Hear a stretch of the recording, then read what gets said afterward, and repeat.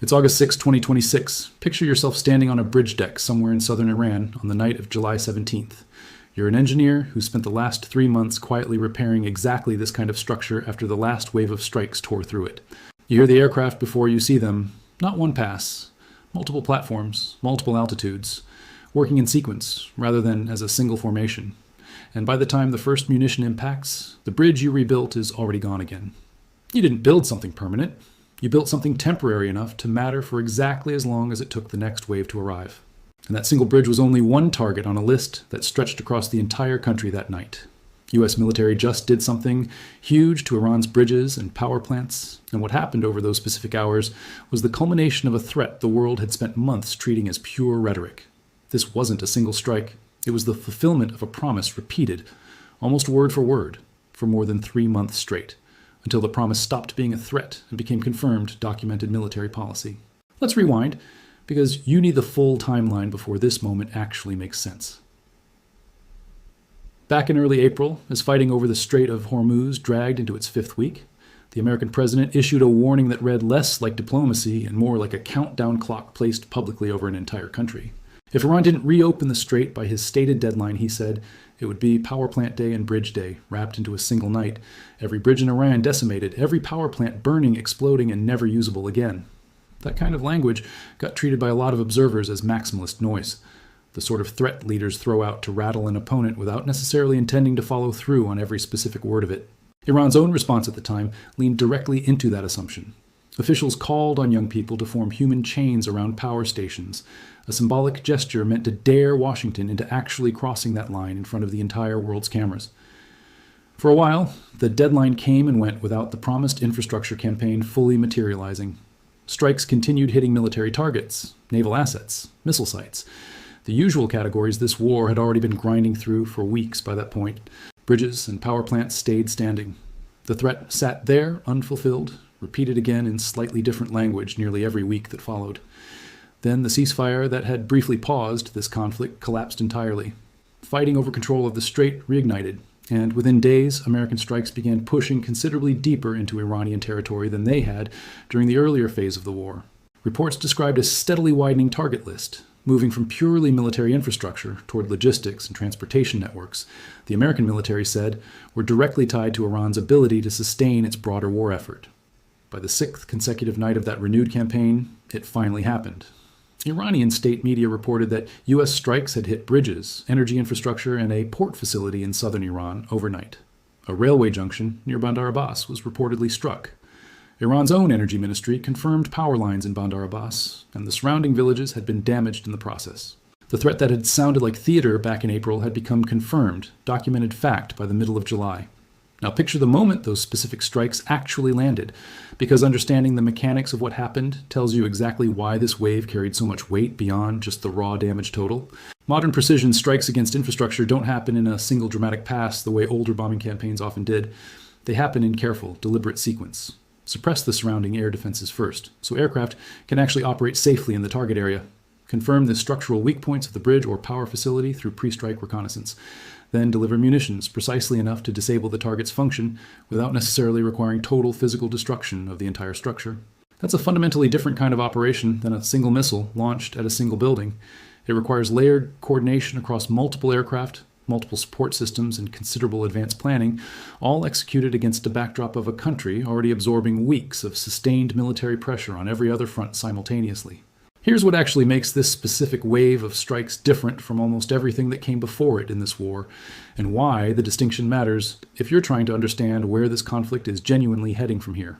Up to this point, American strikes had largely stayed within a familiar category: military targets, command centers, missile production sites, naval vessels, radar installations, assets directly tied to Iran's capacity to fight, strike by strike. Hitting bridges and power infrastructure is a fundamentally different kind of target, because those systems serve civilians first, and the military only incidentally, layered on top of infrastructure, everyone in the country depends on every single day just to live normally. That distinction is exactly why Iran's foreign ministry responded the way it did in the immediate aftermath, publicly accusing the United States of war crimes for targeting civilian infrastructure, while simultaneously defending its own strikes on commercial shipping in neighboring Arab states as legitimate acts of self-defense. Both sides, in other words, immediately reached for the language of international law, each one trying to frame the other as the party actually crossing the line first. I want to be straight with you about the real legal picture here, because it's genuinely more complicated than either side's talking points make it sound on the surface. Infrastructure like bridges, power plants, and rail junctions sits in one of the murkiest zones of the entire law of armed conflict, because it's almost always dual use by its very nature. A bridge that lets a family drive to a hospital is the exact same bridge that lets a military convoy move supplies and equipment. A power plant that keeps the lights on in an ordinary apartment block is the exact same power plant that might be feeding a nearby military facility at the exact same time, drawing from the exact same grid. The American military's own public framing has consistently described these targets as logistics infrastructure, language chosen deliberately to place them inside the military category rather than the purely civilian one, at least in the official record. Whether international observers ultimately accept that framing or side with Iran's characterization of these strikes as attacks on civilian life is going to shape how this specific phase of the war gets remembered long after the actual fighting itself eventually stops. Now let's talk about why the United States apparently decided this specific escalation was worth the considerable diplomatic cost. Because a move this significant doesn't happen without a clear, calculated strategic reasoning sitting behind it. The entire underlying logic driving this war's naval dimension has centered on the Strait of Hormuz and Iran's continued ability to disrupt traffic through it, despite sustained American military pressure across multiple previous waves of strikes. Every previous round of military action aimed at missile sites and naval assets was meant to degrade that disruptive capability directly, target by target, week by week. Bridges and power infrastructure represent a considerably different kind of pressure entirely, aimed not at Iran's ability to fight specifically inside the strait, but at its broader capacity to function as a coherent, connected country, while this entire war continues to grind on. Cut key bridges, and you slow the movement of military supplies and equipment between different regions of the country. Damage power infrastructure, and you strain everything from communications to manufacturing to basic civilian morale all at once across the entire population simultaneously. It's a considerably blunter instrument than a precision strike on a single missile battery sitting in one location. And that bluntness appears to be exactly the point behind choosing this specific category of target now, at this specific stage of the war. Iran's response was immediate, and it was pointed. Tehran had already warned, days before these specific strikes actually landed, that it would destroy what it called all regional infrastructure if the American president followed through on his repeated threats. That warning wasn't an idle one either. Kuwaiti authorities reported that a retaliatory Iranian attack caused real damage to a power and desalination plant inside Kuwait, a direct escalation against a country that isn't even a combatant in this war, but hosts American forces and maintains significant American interests within its borders. That single retaliatory strike tells you almost everything about how quickly this specific category of escalation can spread well beyond the two primary combatants sitting at the center of this conflict, once infrastructure becomes an accepted, legitimate target in one direction. The incentive to answer in kind against the other side's regional partners becomes almost impossible for either government to resist, especially with domestic audiences on both sides watching closely for any sign of weakness or hesitation. There's also a deeper regional risk sitting underneath all of this that deserves genuinely careful attention, well beyond the immediate headlines of any single-night strikes.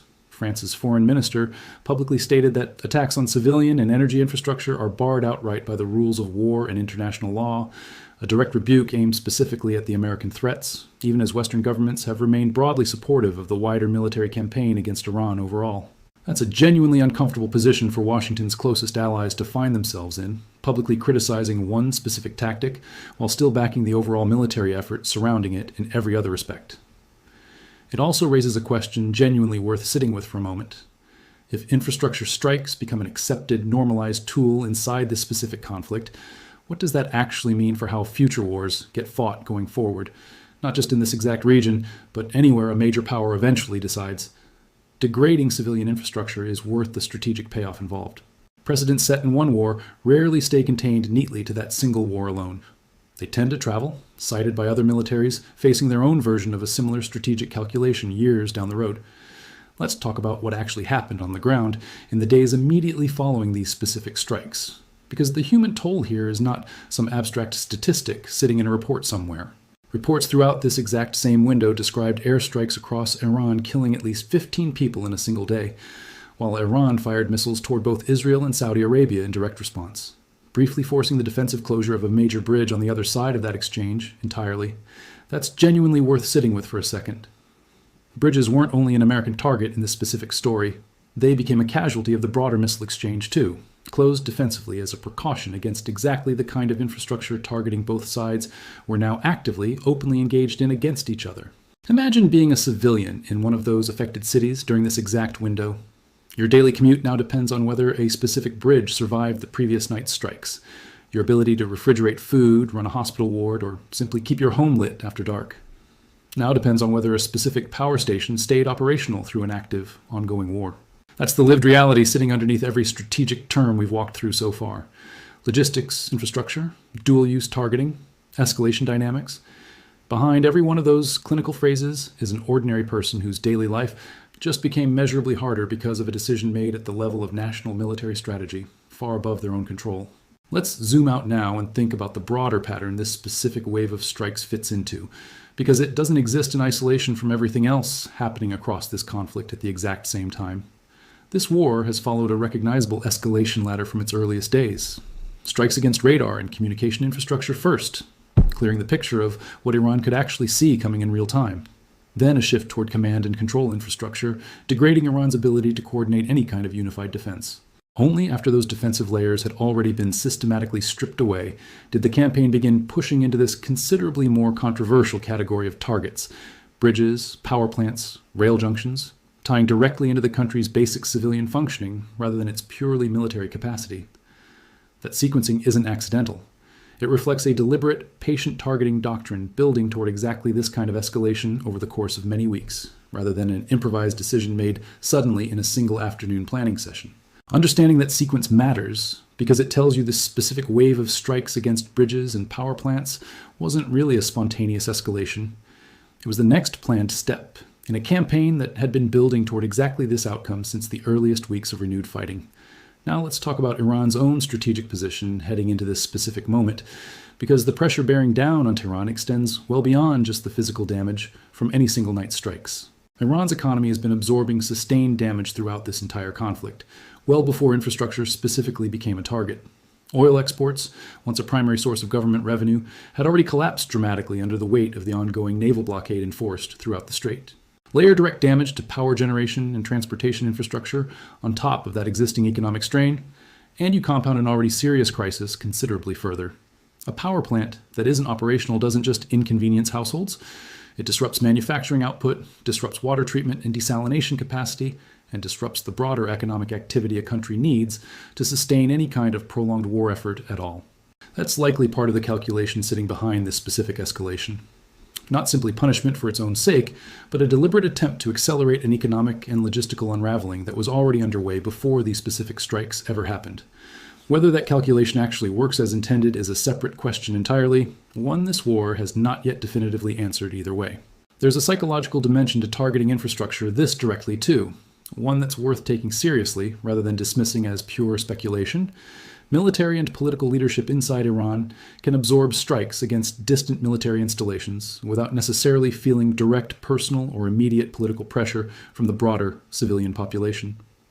Ordinary citizens losing power, losing bridge access, losing basic daily functionality is a different category of pressure entirely, one that tends to generate visible, immediate frustration much closer to home for the people actually making decisions in Tehran. That's precisely the bet sitting behind this specific American strategy, whether or not it's ever stated quite that explicitly in any official public briefing. Pressure the population directly enough, consistently enough, and eventually that pressure translates into genuine political cost for leadership that battlefield losses alone haven't managed to produce over the preceding months of fighting. Let's also talk honestly about the considerable risk sitting inside that specific strategic bet, because it's a strategy with a genuinely mixed track record throughout the broader history of modern warfare. Sustained infrastructure and civilian-adjacent bombing campaigns have, in some historical conflicts, actually hardened public resolve rather than breaking it, rallying a population against a perceived external aggressor rather than turning that same population against its own struggling leadership.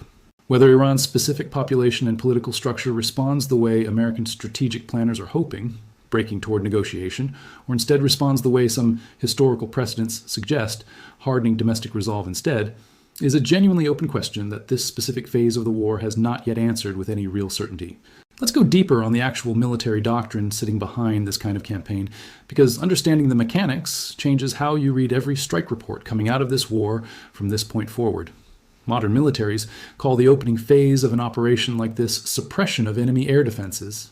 And in cases where the goal is more than temporary suppression, destruction of enemy air defenses, the distinction matters enormously in practice, even if it sounds like a technicality on paper. Suppression means temporarily disabling a radar or missile system long enough for strike aircraft to pass through safely, with the expectation that system could theoretically come back online later. Destruction means permanently removing that system from the board entirely, forcing the defending side to either replace it from scratch or simply accept a permanent gap in coverage over that specific stretch of territory. Picture that IRGC commander again, the one whose radar screen lit up with contacts across every vector imaginable. The moment that radar system activated, it became detectable, and the moment it became detectable, it became targetable by anti-radiation weapons specifically designed to home in on exactly that kind of electromagnetic signature. That's the brutal irony sitting at the center of modern air defense doctrine. The very systems built to detect an incoming attack are often the systems most immediately vulnerable the moment they actually do their job and switch on. Turn the radar off, and you're blind to what's coming. Turn it on, and you've potentially just painted a target on your own position. That dilemma isn't unique to this specific conflict. It's been a defining feature of air campaigns for decades, but it's been executed with particular speed and coordination throughout this specific war. According to multiple military analysts who've studied the publicly released strike footage and flight pattern data closely. Let's talk about the historical parallels here too, because campaigns targeting civilian-adjacent infrastructure during wartime have a long, genuinely contested history worth understanding before drawing any firm conclusions about how this one plays out. Strategic bombing campaigns targeting industrial and infrastructure capacity go back to the earliest days of modern air power theory, built on the idea that degrading a country's ability to produce, transport, and power its war effort would eventually force capitulation faster than purely battlefield combat alone. The historical record on whether that theory actually works is genuinely mixed. Some campaigns throughout the 20th century did measurably accelerate an opponent's collapse. Others, famously, ended up hardening civilian resolve instead, uniting a population against a perceived external threat rather than turning them against their own struggling government. More recent conflicts have tested a modernized, more precise version of this same basic theory, using guided munitions, specifically to target power grids and transportation networks with far less collateral destruction than earlier carpet bombing campaigns ever achieved, while still pursuing that same underlying strategic logic of civilian pressure, translating into political pressure on leadership. The results from those more recent, more precise campaigns have also been genuinely mixed depending on the specific conflict and the specific government being targeted. Some leaderships folded relatively quickly once basic services became unreliable enough. Others absorbed the pressure for remarkably long stretches, protected by tightly controlled state media and a security apparatus willing to use force to keep public frustration from translating into any kind of organized political challenge. Iran's own government has a long, well-documented history of exactly that kind of internal control, responding to domestic unrest with sustained crackdowns rather than policy concessions throughout multiple previous crises stretching back decades. That history is worth factoring into any prediction about how this specific infrastructure campaign actually plays out over the coming weeks and months. Let's also talk about how Iran's broader international relationships are being tested by this specific moment, because the diplomatic fallout here extends considerably further than just Western allies expressing concern from a distance. China, which has maintained significant economic ties to Iran throughout this conflict, has generally called for de-escalation and a return to negotiations without directly condemning either side by name in its public statements. That kind of carefully neutral positioning reflects Beijing's own complicated interest in this specific war, benefiting from disrupted oil markets in some ways, while also depending on regional stability for its own broader economic interests throughout the wider region. Russia, dealing with its own separate, ongoing conflict elsewhere, has offered rhetorical support for Iran without committing any significant, direct military assistance to the war effort itself, according to available reporting throughout this conflict's duration. That pattern suggests Moscow is treating this war as useful primarily for keeping Western military and political attention divided, rather than as a conflict worth committing scarce resources toward directly on Iran's behalf. Gulf Arab states, many of whom host American military installations, while also maintaining their own separate, complicated relationships with Tehran, have found themselves in an especially uncomfortable position throughout this entire war. Several have already absorbed direct Iranian retaliatory strikes, like the attack on Kuwait's power and desalination infrastructure we walked through earlier, despite not being direct combatants in the underlying conflict themselves. That regional exposure creates real pressure on Gulf governments to push privately for de-escalation, even while publicly maintaining their existing security relationships with Washington. Multiple reports throughout this conflict have described exactly that kind of quiet, behind-the-scenes diplomatic pressure building steadily as the war has dragged on. Now let's think through what might actually come next on the target list. Because infrastructure campaigns rarely stop after a single wave once the underlying strategic logic driving them remains unchanged. If the goal genuinely is accelerating economic and logistical strain on Iran's broader war effort, additional waves targeting remaining power generation capacity, water treatment and desalination facilities, and transportation corridors connecting Iran's interior to its coastal regions would represent a logical continuation of exactly the strategy we've already seen deployed once. Iranian officials have reportedly been bracing for exactly that kind of continuation, with some reports describing efforts to disperse and harden remaining infrastructure wherever possible, learning from which specific facilities proved most vulnerable during this initial wave of strikes. That adaptive dynamic, strike, adapt, strike again, is likely to define this specific front of the war for as long as it continues. Neither side has an obvious, clean off-ramp from this particular escalation cycle without one side either achieving a decisive military breakthrough or both sides genuinely returning to serious negotiations at the table. So, where does this actually leave the broader war as this specific chapter closes and the next one inevitably begins? The American strategy here appears to rest on a fairly stark, high-stakes bet that pressuring Iran's basic civilian infrastructure, not just its purely military capacity, will eventually force Tehran back to the negotiating table faster than sustained military pressure alone has managed to achieve up to this point. It's a bet that degrading a population's daily quality of life creates genuine political pressure on leadership that battlefield losses, however severe, haven't yet managed to produce on their own throughout this entire conflict. Whether that specific bet actually pays off remains a genuinely open question as of right now. Iran's own track record throughout this conflict suggests its leadership has proven willing to absorb enormous military losses without folding at the negotiating table again and again over many months of sustained fighting. Whether sustained damage to bridges, power, and rail infrastructure specifically changes that underlying calculus, or instead simply hardens domestic resolve the way sustained bombing campaigns have sometimes done in other conflicts throughout modern history, is something we're only going to find out as this exact story continues developing in the weeks ahead. There's also an international reputational dimension worth considering here, because how this specific tactic gets remembered by history won't only depend on whether it actually works strategically. Every major power currently watching this conflict unfold from a distance is quietly taking notes on exactly how the international community responds to infrastructure targeting on this scale. If the response amounts to little more than statements of concern without any real tangible consequence that sets a precedent, other militaries may study closely for their own future conflicts. If instead the specific tactic generates real, sustained international backlash, formal condemnations, shifting alliance dynamics, genuine diplomatic isolation, that outcome sends an entirely different signal about where the actual red lines of modern warfare genuinely sit, regardless of what any single country's own official legal justification happens to claim. That's genuinely one of the quieter, longer-term stakes sitting underneath this specific story, well beyond the immediate question of whether Iran folds at the negotiating table anytime soon. Picture that IRGC commander one more time before we close this out, because his story is really the story of this entire war compressed into a single moment. A system built for detection becoming the exact reason for his own exposure. A defense meant to protect becoming the very thing that invited the strike. That same irony runs through this entire infrastructure campaign at a national scale. Bridges built to connect a country becoming the exact thing that slows its own military logistics once they're gone. Power plants built to keep a nation running becoming leverage the moment they go dark. Every system Iran built for its own resilience has, piece by piece, become a pressure point instead. Here's the actual insight worth taking away from everything we just walked through together tonight, because it matters considerably beyond just this one specific wave of strikes. A threat repeated often enough starts to sound like background noise, right up until the exact moment it doesn't. For months, warnings about bridges and power plants were treated by most observers as rhetorical maximalism, a negotiating tactic rather than a genuine, fully formed operational plan waiting to be executed.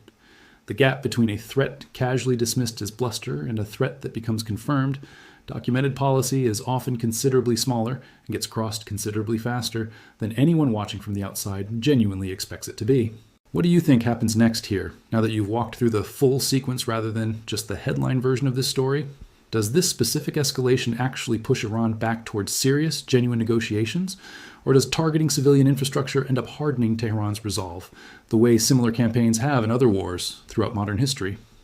Does the international backlash over this specific tactic grow significant enough to actually constrain how the rest of this war gets fought going forward? Or does it fade into background noise the same way the original threats did for months before finally being carried out? Drop your honest read in the comments below, because this is exactly the kind of turning point where the next few weeks could genuinely shape how this entire war ends up being remembered by history. If breakdowns like this one, the kind that actually separate the confirmed strikes from months of escalating rhetoric and walk through the real strategic reasoning underneath the headlines, are what keep you coming back to this channel, hit subscribe and turn on notifications right now, because this conflict is still moving fast, and I'll be back the moment the next major development actually happens. Thank you for sticking with a story that took the time to actually walk through the full sequence instead of just repeating a single dramatic headline. I'll see you in the next one.